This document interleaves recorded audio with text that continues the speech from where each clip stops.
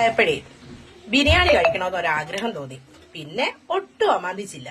പിള്ളേരെ വിളിച്ചോണ്ട് വന്ന് ആ വഴി തന്നെ പോയി കുറച്ച് റൈസൊക്കെ മേടിച്ചു. അതുപോലെ തന്നെ ചിക്കൻ മേടിച്ചോണ്ട് വന്നു. കുറച്ച് നെയ്ച്ചോറാണ് ഉണ്ടാക്കിയത്. എന്തായാലും മതി. കുറച്ച് ചിക്കൻ വറുത്തെടുത്ത് വെച്ചിട്ടുണ്ട്. ഫ്രൈ ആണ്. ഇതിന്റെ കുഞ്ഞു കൊച്ചിന് വേണ്ടിയിട്ടാണ്. നല്ല അടിപൊളി ചിക്കൻ കറി ആയിട്ടുണ്ട്. അപ്പം നമുക്ക് കഴിച്ചാലോ. ബാക്കി ഇവിടെ ഇരുന്ന ഫ്രൈ ആഗ്രഹങ്ങൾ തോന്നി തുടങ്ങിയാൽ പിന്നെ ഒട്ടും വൈകരുത് കേട്ടോ. അത് തന്നെ ഉണ്ടാക്കി കഴിക്കും. കൈയുടെ വേദന ഒന്നും ഞാൻ കാര്യമാക്കിയില്ല. നമ്മുടെ കുഞ്ഞുങ്ങൾക്ക് വിശക്കുമ്പോൾ ഉണ്ടാക്കി കൊടുക്കുന്നതിന് പ്രത്യേകിച്ച് വേദനയാണെന്നൊന്നും പറഞ്ഞിട്ട് കാര്യമില്ലല്ലോ. നമ്മൾ അമ്മമാരായി പോയില്ലേ. കുറച്ച് ചിക്കൻ കറിയും കൂടെ,